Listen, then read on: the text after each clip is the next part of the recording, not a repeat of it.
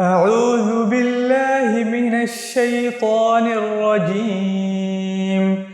بسم الله الرحمن الرحيم.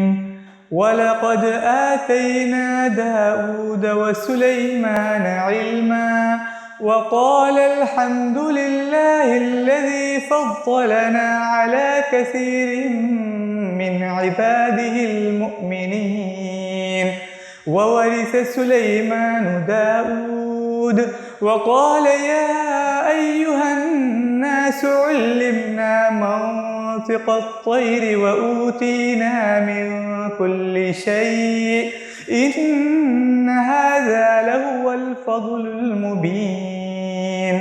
وحشر لسليمان جنوده من الجن والإنس والطير فهم يوزعون حتى إذا أتوا على واد النمل قالت نملة يا أيها النمل ادخلوا مساكنكم لا يحطمنكم سليمان وجنوده وهم لا يشعرون.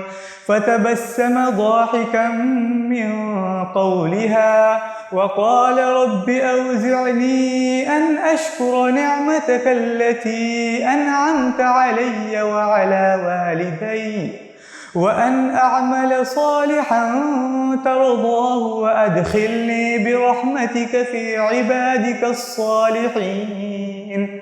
وتفقد الطير فقال ما لي لا أرى الهدهد أم كان من الغائبين لأعذبنه عذابا شديدا أو لأذبحنه أو ليأتيني بسلطان مبين. فمكث غير بعيد فقال أحطت بما لم تحط به وجئتك من سبأ بنبأ يقين. إني وجدت امرأة تملكهم وأوتيت من كل شيء ولها عرش عظيم. وجدتها وقومها يسجدون للشمس من دون الله وزين لهم الشيطان أعمالهم فصدهم عن السبيل فهم لا يهتدون. ألا يسجدوا لله الذي يخرج الخبأ في السماوات والأرض ويعلم ما تخفون وما تعلنون. الله لا إله إلا هو رب العرش العظيم. قال سننظر أصدقت أم كنت من الكاذبين. اذهب بكتابي هذا فألقه إليهم ثم تول عنهم فانظر ماذا يرجعون. قالت يا أيها الملأ إني ألقي إلي كتاب كريم إنه من سليمان وإنه بسم الله الرحمن الرحيم. ألا تعلوا علي وأتوني مسلمين. قالت يا أيها الملأ أفتوني في أمري ما كنت قاطعة أمرا حتى تشهدون. قالوا نحن أولو قوة وأولو بأس شديد والأمر إليك فانظري ماذا تأمرين. قالت إن الملوك إذا دخلوا قرية أفسدوها وجعلوا أعزة أهلها أذلة وكذلك يفعلون. وإني مرسلة إليهم بهدية فناذرة بما يرجع المرسلون. فلما جاء سليمان قال أتمدونني بمال فما آتاني الله خير مما آتاكم بل أنتم بهديتكم تفرحون.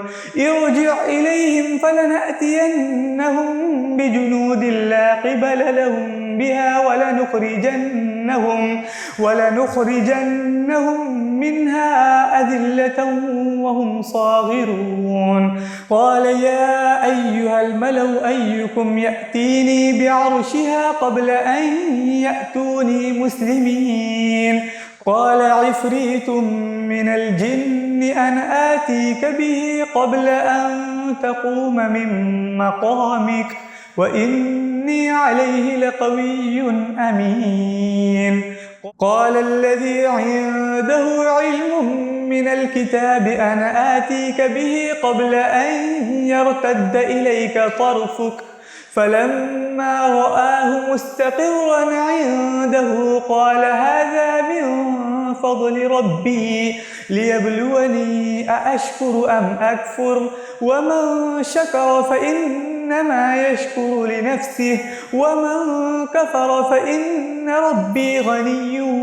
كريم قال نكروا لها عرشها ننظر أتهتدي أم تكون من الذين لا يهتدون فلما جاءت قيل أهكذا عرشك قالت كأنه هو وأوتينا العلم من قبلها وكنا مسلمين وصدها ما كانت تعبد من دون الله إنها كانت من قوم كافرين قيل لها ادخل الصرح فلما رأته حسبته لجة وكشفت عن ساقيها قال إنه صرح ممرد من قوارير قالت